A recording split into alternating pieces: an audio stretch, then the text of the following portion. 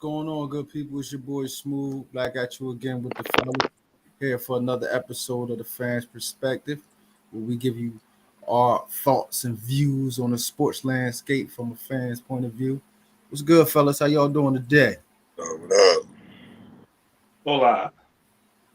They always talk about some hola. That's the only Spanish word we know. No, I actually know more. I just don't use it on the station. I don't want to lose listeners. I can dig it. I can dig it. Well, you know what I mean? First, I just want to get right to it. So, earlier today, we lost a living legend, uh, the great Bill Russell. What's going on, Sonny? How you doing? Uh, so I just want to give him his flowers before we start. I just want to read off some of his accolades real quick.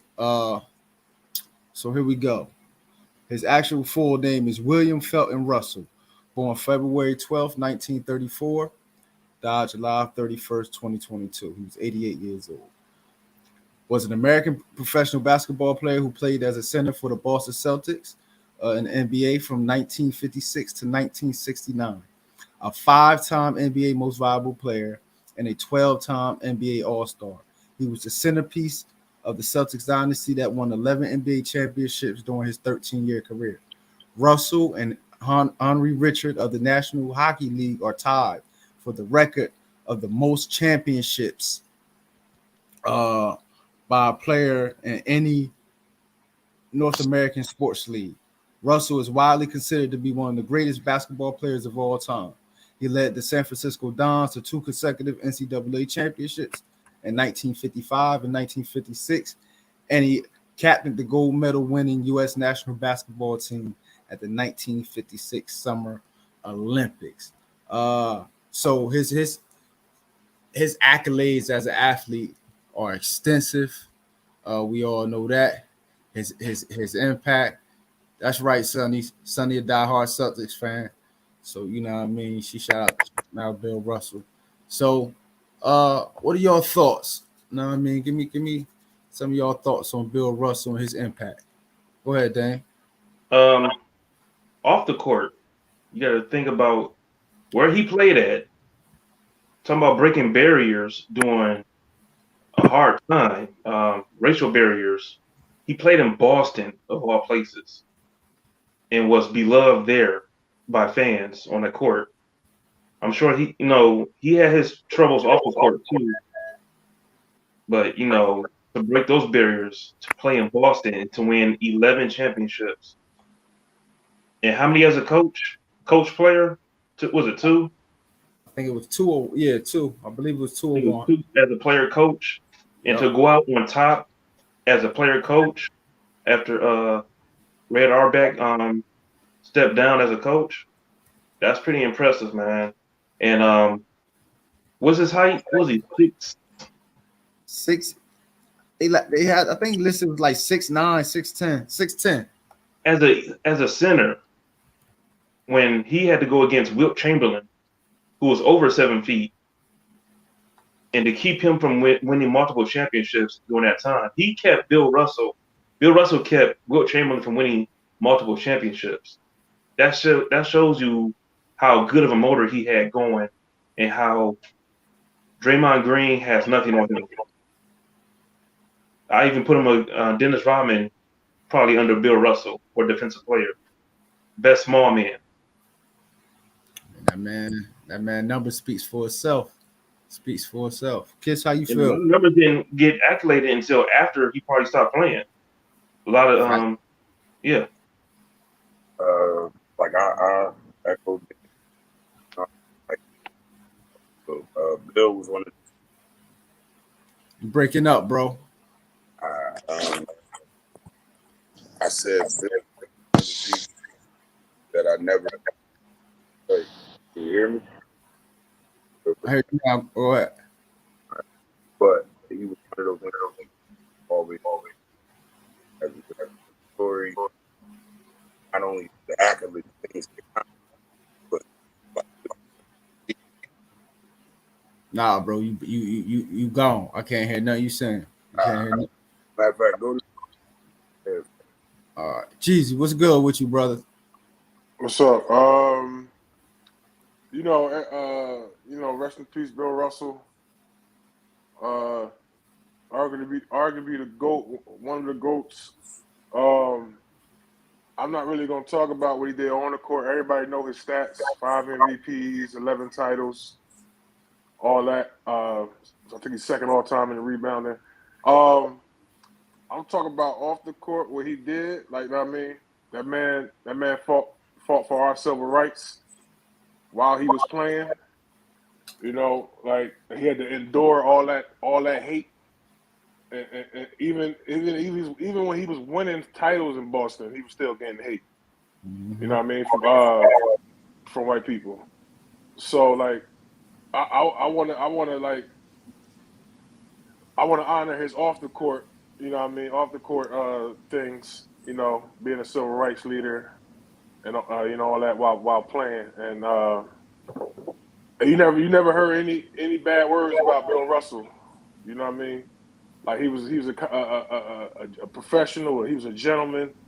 You know, and I hope his legacy live on. And what I mean, I hope he gets more respect now. As far as like basketball. A lot of people talk about there was only so many teams back then, but so what? He dominated. He dominated his profession while he was playing. So like, I don't care if it was only two teams. They only played two games. That man did what he had to do.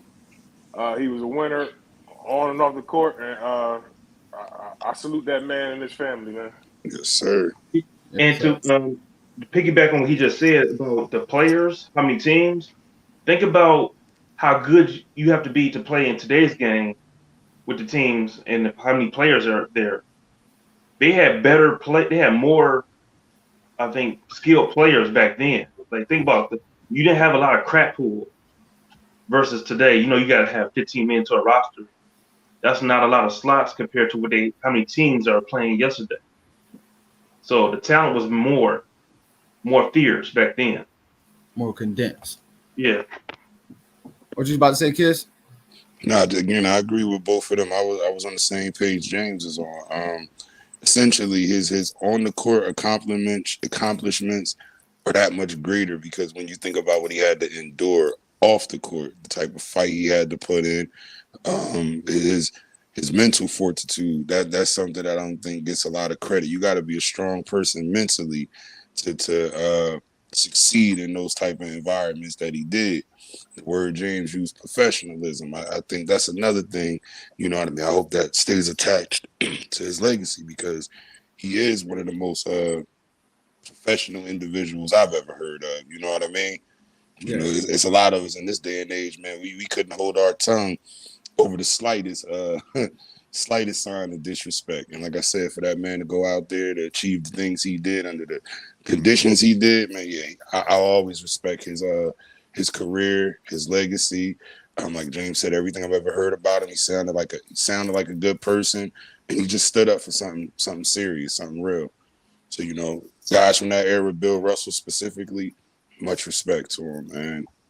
Absolutely. For me,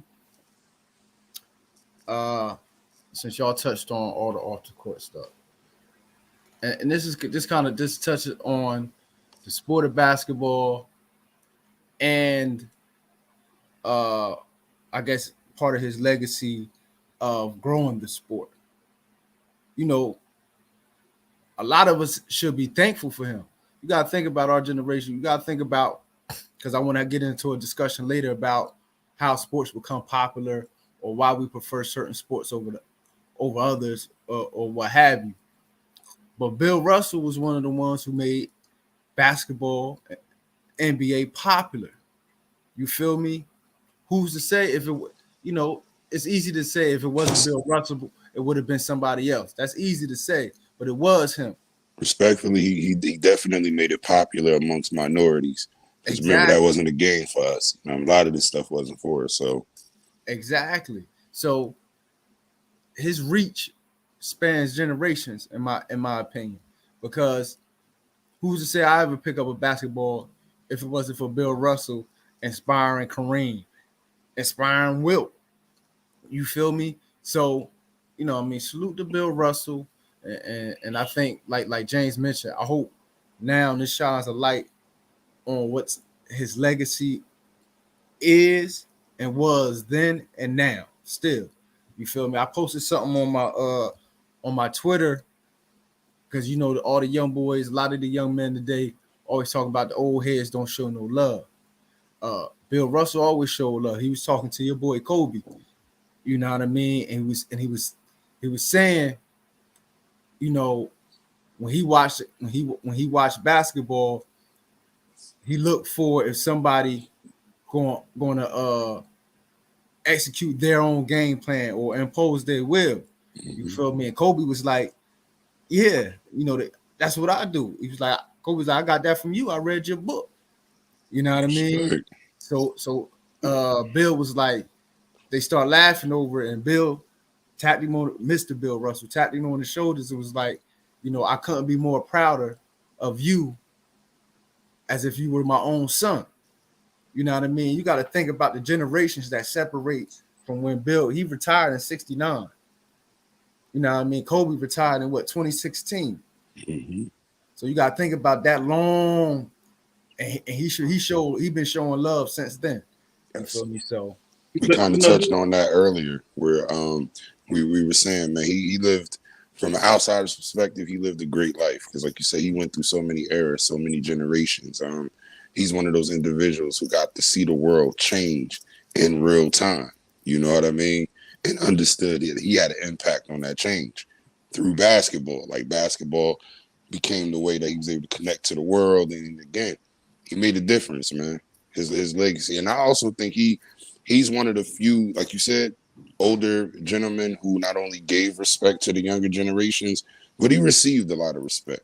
absolutely. I would say he got way more respect than say Wilt did, or even Kareem. But we know that's more of a personality thing. Exactly. You know what I mean? It's more like by the time Bill retired, they realized how they treated him during his time, and they put some respect on his name. You know why? Because you have to give respect to get respect sometimes, and a lot of people respected Bill Russell giving respect to that era because there's a couple of commercials for the NBA that they did back in the 90s. Wilt Chamberlain, he said, they always talk about what they did today, but we forgot about yesterday. No, no, pretty much saying, hey, don't forget about us, that who paved the way for today's players in the 90s. Bill Russell gave a nice speech to Michael Jordan during the 1998 MVP when he gave him his trophy. He said, he gave him all his praise, saying, no, you're who we aspire to be. He likes to see, because you come in, night out, being the best you can be. Which more players can be that way. Stuff like that. He gave people their homage. Like go. And I like because he represented the standard. You feel me? I love the sense of humor. I forget. I think it was at one Hall of Fame, Yep. something, and they had Barkley, Alonzo Mourning, Kareem. and They had Charles Kareem. Barkley. Nah, but they had Kareem. Say somebody else on that stage. I think David Robinson, Hakeem, or somebody. And he was like, you know what I mean? He pointed at all three of them. And he was like, man, I'll bust y'all ass. You feel me? You know what I mean? Competitor never dies. Yeah, you feel me? So he represented that high level of competitive, that standard of excellence. So I respect that. Salute to Bill Russell. You know what I mean? May your name live on. You feel me? So I want to I know y'all been hearing the news about Kyler Murray and his contract and how they 4 hours. How they put in his contract that he had to watch film, and that was rare in other quarterbacks' contracts and stuff. And there's a lot of hoopla over because he's black. That's why they put it in. They don't think black QBs are intelligent. We still have to deal with this. How do y'all feel about that? Because I don't believe that. I believe if I'm giving that man over $200 something million, Yeah, bitch. I'm expecting excellence. You feel me? And I want you to do everything that needs to be done to be excellent, and that's part of it. I go. What's crazy is that after all that came out, they announced that they took it out his contract Yeah, after all this controversy. They gonna Like take pressure. like I think he might do have a problem. I mean, studying film because it's like the Cardinals. The Cardinals always do great in the beginning of the season. Like they start off with like great records when he started. And he's healthy, and like towards the end of the season, they always like lose a bunch of games and like you know what I mean. And, like even in the playoffs last year, you know when they lost to the Rams eventually won the championship, but like towards the end of the season, he always like his numbers like go down. Like seem like teams figure him out. So like I don't know if it's a black quarterback thing. Um, I just think that man need to study some damn film. Like you said, he getting paid. He getting paid all that money, whatever how much he getting paid. Like like like study some film. Like get your ass in the video room or take it home with your little Microsoft Surface or whatever and do what you got to do. You know what I mean? Stop worrying about. I mean, even though this was a little controversy back then too. You know, telling the girl to put on pants, to braid his hair, and all that. But shit, man, like get your ass, get that Microsoft Surface, and just prove the doubters and haters wrong. You know what I mean? You did all this deleting all the Cardinal stuff off your Instagram and all that other stuff. You know what I mean? Prove the haters wrong, prove the Cardinals wrong, and just get out there and bulk. You know what I mean? So, I mean, salute to him for getting his money, but study some damn film and you know what I mean, and win some games. absolutely. I'm with Jeezy on this one, and it's funny because I don't really pay attention to Kyler Murray or the Cardinals, but just hearing about the contract situation, it took me to what I was hearing about Zion contract situation. And I don't even understand why people are upset at these conditions being in the contract. Like, for one, this is business. You know what I mean? These contracts, they're putting these stipulations in there for a reason. If they putting that in there, that means your time there, bro, you ain't show them enough. You know what I mean? Because I guarantee if you was winning enough, if you was doing enough out there, they wouldn't put that stuff in there. So, yeah, I don't get the hoopla. I'm with James. Man, get your ass in there, study some film, learn the game from a different perspective, because you're a professional now. You know what I mean? And you playing against the world's greatest, so talent alone ain't gonna beat it. And if I gotta put this in a contract to get you to take that next step forward, so be it. Because you know, a lot of times people don't listen until it affects their money. You know what I Absolutely. mean? And I've heard of even worse stipulations in NFL contracts. So to me, that's light. Like, dog, all you gotta do is sit down and watch some film. Go sit the fuck down. Like, you know what I mean? Go sit Absolutely. your ass down. Dang. You know what? Who leaked the contract? Because usually stuff like that is private, and I think either one of those sides leaked it, and he signed the contract for one. There was no hoopla and no pissed offness until it was leaked. Exactly. Like I wouldn't have signed crap if the minimum was 4 hours. Either that's the bare minimum of a contract. I mean, Damn, my if studying game film is 4 hours, come on, dude. you said who leaked the contract? Who stands to gain from having that contract leaked? No, what side? Because it was Yeah, no problem until it was leaked. but who So, gained something from it being leaked? no, but the Cardinals, they put that in there because they Mm-hmm. sent something wrong. So they either amended their own contract and they should have just left it in there because he signed a contract. He stuck with y'all for another 2 years. I think So his they look bad for amending that contract, saying that we took it out because X Y Z reason. They should have stuck to their guns and be like, no, he needs to do better. We paying him all this money. He needs to do better because he lost to the freaking Lions, my team, um, in the worst possible way. And I you think lost the rest his of the side season. leaked it. I think his side leaked it. Yeah, I It do makes too. sense, don't it? I do. No, I do too. Especially, yeah. For Because public perception, the Cardinals are not the greatest organization already, and you just doing stuff like this makes it so worthwhile. But back in the day, listening to ex pros saying that when the tablets came out, remember they had the binders. You have to read the binders for plays and whatever scouting reports. Then it went to the tablets where you can just probably press the button and say go. But now they got to update it where, hey, they ask questions here and there, like, are you still watching it like Netflix? Are you still with us or whatever? Ask certain questions about certain plays or whatever. That's neither here or there. But, 4 hours, you want your quarterback to do better than that, right? 4 hours.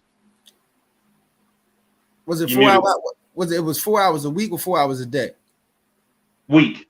A week? Yeah, see, that ain't much of nothing at all. Here's my issue. Like James pointed out earlier. That man fades every year late in the season. You feel me? He gets figured out. You can't make the right reads. You feel me? Nothing changed. Your blocking and everything's still the same. So the issue is you.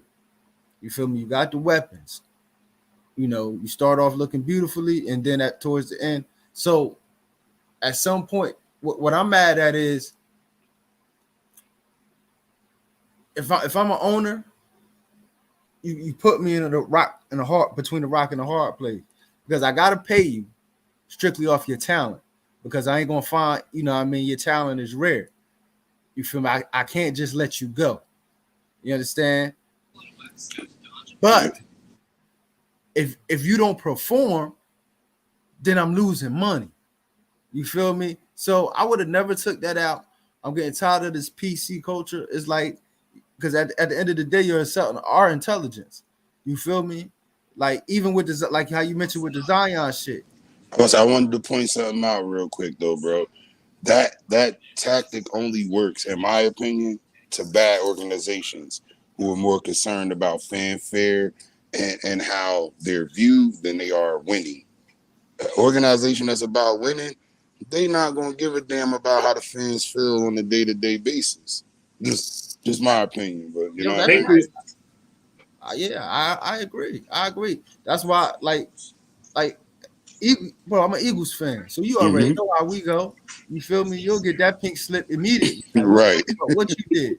You feel me? You could have been the greatest the first 12 weeks. Them last 4 Time to weeks, be McNabb. you feel me? Them last 4 weeks you sell out. Come on, man, get up out of here. We don't need you. You feel me? It's Facts. that simple. So, I like, mean, your city booed Santa Claus. Come on now. yeah, but at the end of the day, it's just like Kid said, it's a standard. You feel me? Like, so we worry about winning. Y'all worry about how y'all perceived. You feel me? And that's two different issues. The point I wanted to make about the Zion is, to me, I see no difference. Because his is obvious. His is right in our face. We can see his problem. Like, bro, you can't control your weight. Your job is to control your weight. That is your job. At the end of the day, that's 100% the definition of a professional athlete, is to have your body in condition to perform. You feel me? So I don't. So if anybody has an issue with that in his contract, to me that's wild. That's the setup, though, man. Because he's in New Orleans, one of the greatest places to eat. I mean, ship him to the Clippers. Gotta figure it out. While I don't disagree with it, if the rumors is true as far as how much he's gained during those times he was sitting, I'm still uncertain about that situation in New Orleans. You know what I mean? Even though we off topic a little bit, but I never understood if it was actually his health issues or New Orleans being overly cautious with him. But either way, the rumors about his weight ballooning over 300 pounds and stuff, yeah, I would put that clause in there too. Like, yo, my man, you know what I mean? You got to keep that shit at this number. Miami got a whole. Miami is mandatory. Miami's crazy with it, and you don't hear no complaints. He wouldn't be able to play for Miami. Matter of fact, You know what the general manager is? The president is, right? Pat Riley. Yeah. The guy who ran the Lakers into the ground in '89. Yeah. But see, that's the like Pat. You go down there in Miami with Pat. Pat gonna force you to get in the best shape of your life, or you not coming here to play. It's really that simple. Work hard or don't come here, and nobody complains about it. But that's an organization that actually is trying to win. They don't care about how outsiders feel about their policies. Facts. You know what I mean? So I got a question for y'all. Jeezy, I want to start with you. Get you. So whenever we talk about sports, we talk about they always talk about the three major sports, basketball, football number one, basketball, baseball. And last episode, when me and James, we was talking about tennis. We talked about the WNBA. We talked about soccer. James watched WWE. That's sports entertainment. That's one of Good the show last night. You feel me? My question to y'all and to James first: why do you think certain sports are more popular than others? Because for me, like I be sitting here, y'all know I'm a YouTube maniac. So I be sitting here watching the X Games, all those highlight stuff, because to me that's athleticism, bro. Like this whole past 2 weeks, the World Championships in track. Shout out to Athene Mo, Trenton, New Jersey's own. She won the 800 meters World Championship. Shout out to Sydney McLaughlin. She from Jersey. She broke the 400 meter hurdle record. Salute to them. But I watched all that. All that shit was amazing, bro. They just had the swimming stuff for the World Championship. How come we never talk about that stuff? How come we always keep the conversation sitting around the top three boys?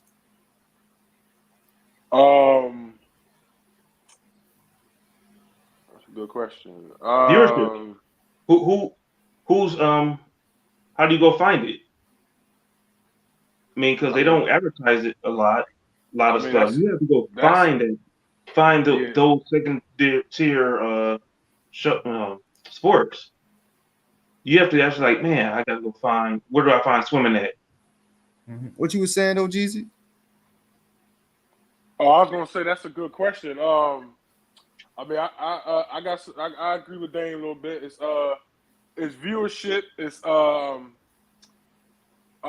also like you said, like you mentioned WWE. It's also entertainment too. Like I mean, people like people like to swim, but that's like a hobby or like it's like a summertime thing. You know what I mean? Like as far as track and field, like I see more like our people, black people talk more about track and field than like, you know what I mean, other races or whatever. But it's like entertainment, like Dane said, viewership, what you call it, basketball, and those sports on like, even though like track and field and swimming and stuff be on like Peacock, NBC, or whatever. It's not like really yearly. I mean, all around. Like baseball is summer or spring, summer, and fall. Then you go into football. Then you got basketball. It's like you really only hear about track and field unless you go into the Olympics. Like it's real big in the Olympics. But as far as like the casual American fan, like we not. Well, I don't really check for track and field, but I know some things. But like it's about entertainment. You know what I mean? Like baseball, hitting a home run, football, running, tackling, and all the other stuff. Basketball, dunking, 3-pointers. It's just, I think it's just entertainment. You know what I mean? And where you at? Like you said, like you mentioned, tennis. Tennis is a worldwide sport. You know what I mean? Soccer. Soccer is the most popular sport in the world. You know what I mean? That's like globally. It's different globally than what it is right here in America. So. I just think people baseball is America's pastime. A lot of people played baseball back then, watched baseball. I just think it's viewership and how you grew up, and like I think that's just what it is. Agreed. I agree with James. I would say that I guess the two most critical things as far as what makes us view certain things and what don't, identity and culture. You know what I mean? If this is something that's a part of your culture coming up, even if you aren't a fan of it, you're probably a casual fan of it. And if it's something you can look at and you can identify with, because you see those like yourself, you find yourself rooting for it. Now, I've never seen a black person like myself playing lacrosse. So a sport like lacrosse just never pops out to me. Like I can see a commercial come on TV, but it's not. You know what I mean? Because it's not a part of my culture. I don't see the identity in it. And then some of it is just like James said, entertainment. If you're personally entertained by certain things, like me, I like gymnastics. I can watch male and female gymnastics, but that's me because I'm entertained by it. That ain't got nothing to do with what I see outside. Because you go outside, you don't see kids aspiring to be gymnasts. You know what I mean? So yeah, that's what I think though. Identity and culture mainly, and then entertainment That value. and that and whatever's being closer to free. Because you notice all the sports that predominantly poor neighborhoods play is either basketball, because you can probably pick up any basketball or any rounds object that bounces, put a milk crate up against a tree or a branch or whatever, and shoot hoops. Baseball, same thing. Just get a stick, get a ball, hit. You know, any sports that require a lot of money, usually in those poor neighborhoods, it's not going to get a lot of attention because it takes money and effort to supply and demand for that too. But you got to go out and find sponsorships and TV programs to cater to that too. There's not a lot of good networks, but like, hey, it's easier to find a football game than, like he said, lacrosse. But Yeah. but my fault. One thing about those three sports you just named, those are all sports where there's someone of your nationality that broke that door open and it kind of made it something you wanted to pay attention to. You know what I mean? That again, for me, that's the thing where I see with all these other sports, like either you're a fan of it or you're not. Because, like, say for a black person from the inner city, excuse me, it is it's just no it's no identity in there for us. You know what I mean? It's gonna take somebody to come in there and kind of bust that gate open. For We me, got somebody in hockey now. We got a yeah, couple of people. yeah. For me, I think they pigeonholed us. Like, cause growing up, bro, you gotta think about it. We all rode bikes. We all had skateboards. You feel me? We all like to do the little daredevil shit. But after a certain age, bro, like we complain now about in our city, and I'm pretty sure Dane probably got it out there in Detroit with the motorcycles and shit on the roads, on the streets, the dirt bikes. We don't got nowhere to go to do them things in our community. So like growing up, we didn't have no skate park. We didn't have no bike park. We had pools and stuff, but like James mentioned, Jeezy mentioned, it's more so a summertime thing. We ain't thinking about going to an indoor pool during the winter. That ain't never crossed our minds. You feel me? Like that never crosses our minds. For most of us, unless you're on a swim team in school, and you know what I mean, nobody give a fuck about who's on the swim team. That's just how it was. At a certain point, even with baseball, because black people over the last couple decades, we don't play as much baseball as we used to do. Cubans, Dominicans. Yeah, I think a lot of that has to do with money as well. Marketing. You feel me? We was marketed. NBA marketed us MJ, Magic, Bird. It marketed us AI. You feel me? So they brought the hip hop into it as well. So that's what we Sunny said she like cool runners. They wanted to be a bobsled team. Exactly. That's exactly what I mean. When I guess some of these other sports can take I guess some notes from the NBA, because the NBA was fledgling at one point, the NFL too. You feel me? It's like Jeezy said, baseball was the American pastime, and after a while, football, basketball took over.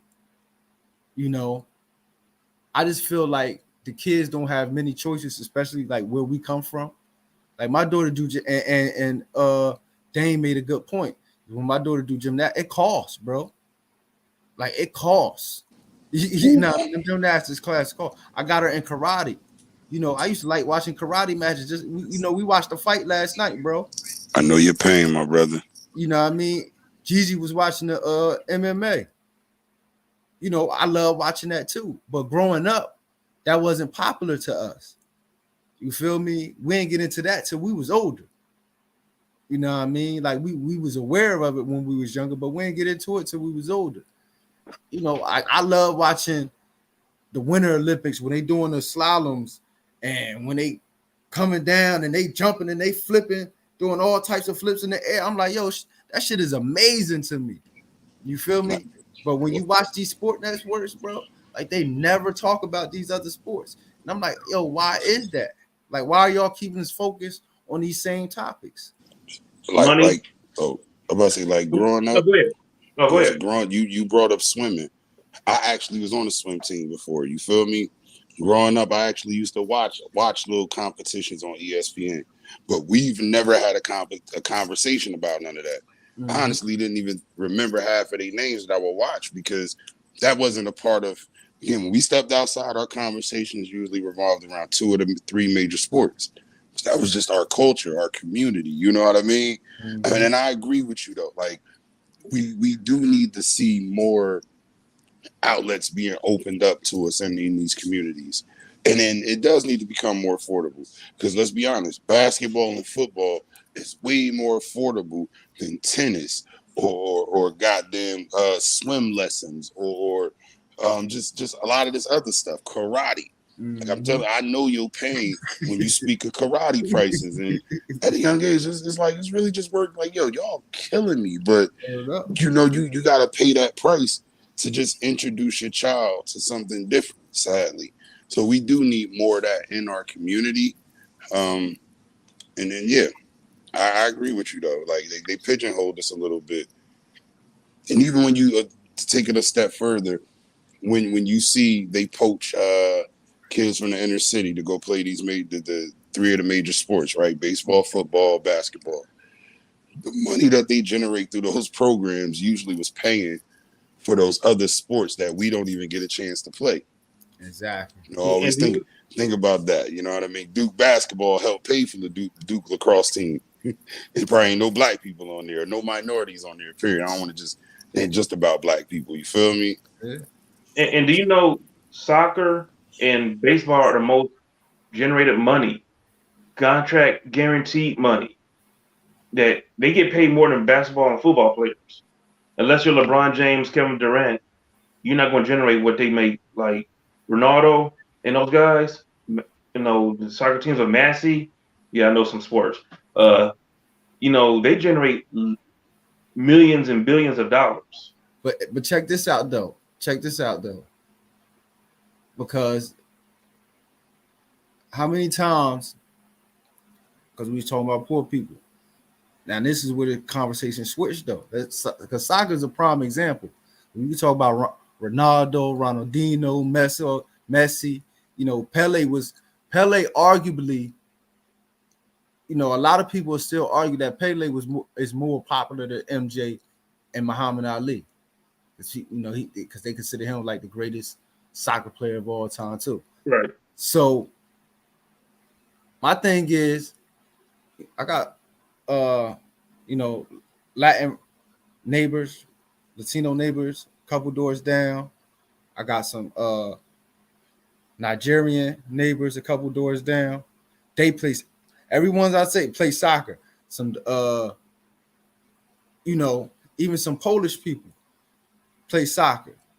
We grew up and Marcus and Jeezy neighborhood. I'm from East Trenton, right? So I used to go out there sometimes and play basketball. And they got a little spot over there where they play soccer, right? Now you go there, that part, it'd be cars You can't even park. You can barely ride down the street, and they all over there to play soccer. Nobody's on the basketball court, You but probably see. there's no black person, no young black boy trying to play soccer. Why is that? And you just said soccer players make all this money. So if money's not enticing us to play soccer, then like why does that not appeal to us? The greatest sport, like y'all said, in the world. Identity and culture, bro. Think about it. In our communities, like when you talk about soccer, this is the biggest sport in the world, not just America. So this is something everybody connects to around the world. You come into our community out here, and the things we identify with were the things we saw others succeed in, which again goes back to the baseball, football, basketball. And it's also the things that they put money into in our communities. They push on us. They build the football fields. They build the gym, the basketball gyms. You know what I mean? I can remember growing up and knowing certain people who can actually play soccer. I never felt I could. Most of those people were foreign, bro. You know what I mean? Their passion from it came from what they saw in their home, what their parents cheered for. But in our homes, it's just not. We played kickball growing up. That's the only time we used the soccer ball. You know what I mean? So I mean, oh, it's also like you said, culture.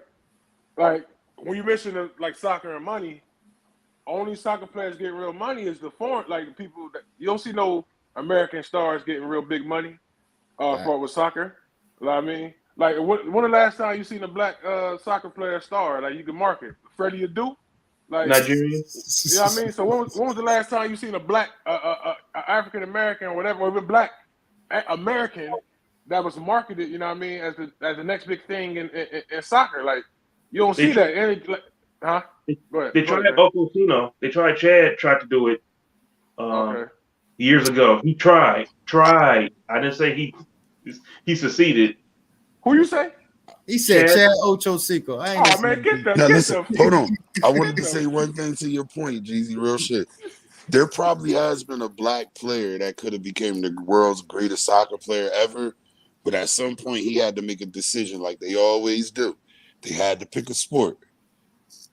Which one do you think the average? Like, let's say if you have a young black kid from the inner city, maybe he grew up on this sport, he's good at it. By the age of 13, he has to make a choice between this and basketball or football. Which one do you think he's gonna choose? I mean, it's all about his passion. You know what I mean? Yeah. It's like if your passion is soccer, you're gonna stick to soccer. You know, so like I said, I don't see like even American stars like who we like the American stars are white basically. Is who I remember. I ain't talking about the females. I'm talking about male perspective. You had I think Donovan, Alexi. Yeah. I can't remember anybody else on top of my head right now, but what's some dude named Landon or something? I can't. Yeah, Landon. Yeah. So like I'm saying, ain't no black like American soccer. I mean, I'm pretty sure it's black people on black Americans on a U.S. national team, whatever. But you don't know their names. We knew Freddie Adu because he was young. You know what I mean, and doing some things. But when the last time you heard Freddie Adu? And like with the other sports, growing up. You know, like I said, in the city, back in the day, baseball was the first sport I played. You know, it was cheaper back then for baseball. I heard, you know, baseball nowadays they try to price you out in the city. Also, growing up, baseball, we had we had Griffey, we had Barry Bonds, like we basketball. You had Jordan growing up. You know what I mean? You got LeBron now, Steph. Football, you had black people. You know what I mean? Doing great things, you always see them on TV and all that stuff. So it's like, as far as soccer, like you don't see no like black soccer stars advertising or being in commercials or nothing like that. So like even I'm pretty sure like more black people probably do gymnastics because you see Simone Biles is everywhere. Exactly. You know what I mean? So more that like, do gymnastics, track and field. I mean? Like you got to market it. You got to find somebody. You got to find somebody of that minority to like. That's great. They got to be great at it. If they don't play it, then casual fans like us not really gonna watch it. So, you know what I mean? So yeah. Part of this question stems from like we all know who Michael Johnson is from track and field, right? So he, I follow him on Twitter. Like I said, that's my first sport I ever did was track.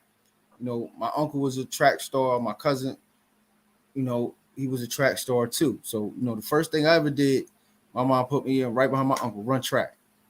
So he was saying, because they was having an issue, like, how come they're not making, like, because right now the sport is the most competitive as there ever been. Like, you'll hear names like Sha'Carri Richardson and all that, but like she's not on a lot of these other girls' level. You feel me? And then you have so many of the male like the male 100 meters swept it. USA swept it. You feel me? A lot of people can't even tell you, know what I mean, who won the gold medal. And he was like, a lot of it has to do with trying to find it on TV. Because a lot of this shit is like on NBC Sports Network. It comes on at funny time, even though this year was in Oregon. So like everybody in America should have been watching it, but we weren't. It's like, how can outside of these major the world championships and Olympics and that downtime, how can you still create that buzz? How can you create leagues in that sport? You know, it was sort of like what we was talking about with the WNBA. You know, some of these leagues, some of these sports got to make some adjustments for what Jeezy mentioned earlier, entertainment purposes. Because at the end of the day, the object is to entertain. You want the fans to come, you have to entertain us. So you have to have some type of I don't want to say gimmick, but you got to have something what's the what I'm looking for? Something that's going to sell you.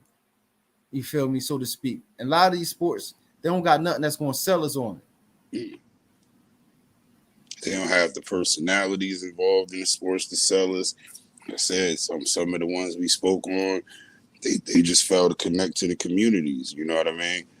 And people aren't as entertained by it. So when we think, you know what I mean? When you think about boxing, man, we'll stay up till 11 o'clock to watch a boxing match if we feel we're going to be entertained by it, even if it's a letdown. Exactly. But I know people who will wait up to 3, 4 in the morning to watch a soccer match because they are entertained by it. But it don't work for everybody. There's some sports I just don't think it'll ever be that popular. It's always going to be more of a niche thing, like a small select group of people who actually enjoy it. You know what I mean? Mm-hmm. But I just do think that it should be more opportunities in these communities for kids to learn about these sports. You know what I mean? Because you never know who can actually be great at something. Like, Absolutely. Hey, Dame, I seen that comment too, Dame. Watch your mouth. I seen that comment. Well, yeah, like Chris said, you mentioned the WNBA. Like they just had the Commissioner's Cup. Like it's about entertainment. Like man, listen, man. I know we talked about it before, but if you on Facebook or whatever, IG, just look at them comments, man. Like even with the Brittany Griner thing, they announced it on ESPN. Matter of fact, I'm talking about. Matter of fact, I mentioned the Liz Cambridge thing. Yeah, like, you look at the comments. They talk about, man, because ESPN said it was a divorce between the two. They used the word divorce, and people was in the comments like, man, is she gonna get Brittany Griner and the divorce and all the other shit? Like people don't take this shit seriously, man. Like it's just crazy, man. It's just crazy. Like the Commissioner Cup, you ain't hearing nothing about it. You know what I mean? Las Vegas Aces did their thing, you know, but like you don't hear nothing about it, man. Like if it was more entertaining, and you know, summertime, a lot of people want to be outside. You know what I mean? So like they ain't gonna stay in and watch sports unless it's like baseball. This summertime is baseball time. And like, I'm sorry. Go ahead. I'm with you. I just wanted to say this because you talking about the WNBA. I promise I've seen more high school one-on-one games with females like promoted on YouTube or whatever than I have seen promotion for the WNBA this year. Granted, I don't watch regular cable television or whatever, but it's just like it doesn't pop up. I don't see it. But my fault. You can continue your point. Just wanted to add that in there. Nah, that's part of it though. That's part of what he's saying. Like you don't see it because don't nobody care, and don't nobody care because nobody's entertained. And I'm gonna put one more thing out there, bro. We also in the age. I'm gonna put some of this like on the WNBA. I want to put some of this at their feet. Y'all that good. Y'all that good at what y'all do. Do what these males do, man. Go get y'all ass in these pro-am leagues. In the summertime, go out there, show people how good you are. Bring them to the WNBA. You feel me? I don't want to see your workout tape. Now I want to see you out here crushing. Because it's females I follow on TikTok more than I follow the WNBA because they busting ass in the open gym on TikTok. You know what I mean? But like you gotta entertain, show us, man. Don't just expect us to run to your, run to what y'all trying to sell us because y'all say it's good. No, you gotta bring us there. Bring us there. And that's not to knock the females in the WNBA or any sports leagues say that they don't have talent. They do. It's just if y'all ain't where y'all want to be, work harder. I mean, you mentioned the pro-am. A lot of pro-am stuff is summertime. And during the Right. summer, WNBA, that's the WNBA season. They So can't you do can't it. do that. You're 100%. And then off season, they in other countries trying to make more money. Word. So it's different. They can't go out there and do pro-am and do Rucker Park and all that other shit like LeBron and them used to do because that's summertime is their professional season. So that's not gonna happen. But like you said, I see one girl I follow on Instagram. She be in the gym talking shit, busting these dudes' ass. You know Yes, what I mean? that's exactly what I'm talking about. Like, Giving that workout. And like, they're man, not going to do it during the wintertime because that's when the NBA is playing and football, is king. So exactly. So it's a lose. Like, you know what I mean? So Facts. I get promote it. better. Have their companies promote them better. Facts. like Clint said, you gotta change the rules, man. You gotta be able to market. Like you can't market if y'all still doing the same shit. Like lower that rim, man. Lower that rim. Don't you want to see people get dunked on? Like you got females that can score. Like they can score. You know what I mean? Triple double 50-point game. Something like 30-point game. Sorry. No, I agree with you on that. Y'all already they got a smaller ball. Why not let them lower the rim? Because I seen a video the other day where a girl, I don't even know if she was WNBA, college, or whatever. Bro, she caught an alley, like a no look over the head alley. That would have looked so amazing had the rim been lower, but it just looks so basic because lower that rim and y'all watch y'all entertainment value go up. Something crazy. Immediately. Instead of trying to play on an equal playing field as men, no. Create that playing field that benefits y'all. I'm with you on that, bro. Is it really equal if they got a smaller ball? If they want to have everything equal and they can do everything that we can do, play with the regular size standard men's basketball. But if we tell them that y'all chauvinists, y'all, sexist and all that. Yeah, it's a lose-lose argument with that because their ego won't let them lower the rim. They're like, no, we can do it. We can do it. That's what it is. I ain't the chauvinist, it's your ego. Exactly. Same ego y'all accuse we have. I just want to see a better product. I want to see a product that make me feel as equal to the NBA. You feel me? To be honest with you, respectfully. But, before we get up out of here, is anything else y'all want to touch on? Brittany Griner. She might be getting free, but at what cost? What I tell y'all, but who the name I brought up, Kiss? Who I said they gonna have to package? Man. Come on, Kiss, you can't forget his name. You can't forget our boy. You can't forget our boy name. Because I forgot him already, which is terrible. I know exactly which one you're talking about, though. Paul Whalen. Paul, thank you. Paul, word. I said last podcast, didn't nobody care about Paul. And look at me, I can't even remember his name. Hey, Paul, you ever see this, Paul? My bad, dog. You know what I mean? I hope they get you home, though, man. Word up, Paul, like but this. It's like who they got to give up for these two players. I mean, two people. Sorry, they giving up drug arms dealer. Yep. What they call him, the merchant of death. Yeah, motherfucker doing a Rudy Gobert trade. Bitch, they got to get they getting all these like that arm dealer. That's like the Herschel Walker trade in the 90s with the Cowboys. They getting all these listen, I want Brittany Griner. See, I want all Americans, you know what I mean, to come home. But like Man, look, it's like they giving up somebody called the Merchant of Death. That's that man. That's that man moniker, nickname. And you trade her. You trade them for just like, not disrespect Brittany Griner, but you just trade her for a WNBA player. I can see you was getting All Americans home, and you like nah. I Hold hope she get on. home. Like, No, but come on, man. Like it's see a lot of that's people that. over there. It's a lot of people over there. That's political Hey, privilege. You know what I mean? So that's that damned if you do, damned if you don't. You know what I mean? Because listen, when she's sitting in there, everybody complaining. Now they negotiating to get her out. People like, it's a little too much. Like, look, what we want, man? You know what I mean? We had that conversation last time. Sadly, this is the privilege of status, man. She has a name and she has friends in high places that can make some noise. You know what I mean? Put some pressure on. So obviously, I don't know who the arms dealer is that they trying to trade off. When you think about it, yeah, if you was talking business wise, that's a bad deal. We trading a basketball player for arms dealer, like, it's a little unequal, but hey, man, it is what it Basketball player is. and a war hero. Excuse me. I gotta put some real respect on Paul's name, man. Yeah, you got he a war hero. Yeah, you He a got. war hero. Oh, my bad. Well, he a war That's what hero. I'm I saying. mean, I apologize for my last statement, but still, it's a lot more people over. I know it's a bunch of Yeah, people over there, man. It's like that's Mm-hmm. incarcerated unfairly in another Facts. country.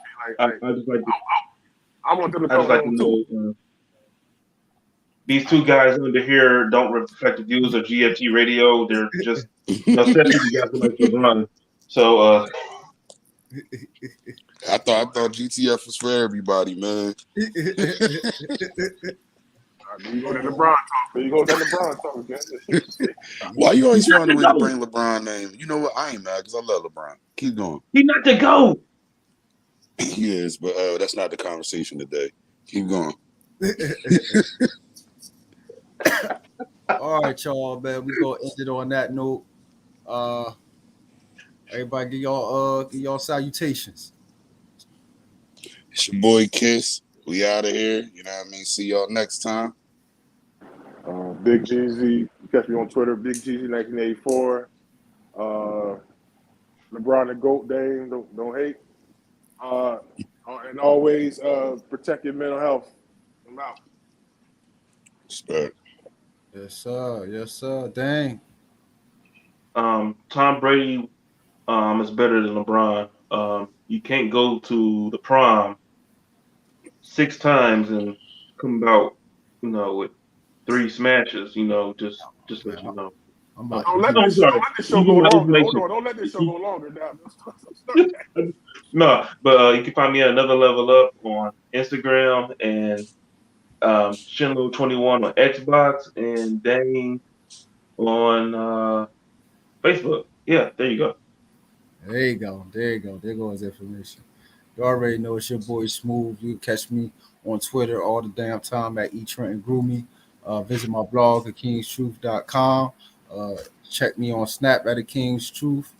And that's about it. We'll be back to me and Dane will be back tomorrow for our Monday show at 10 p.m. We go. I forget the topic at the moment. I'm We bullshit. don't know either. But we'll definitely see y'all tomorrow night, and that's a wrap.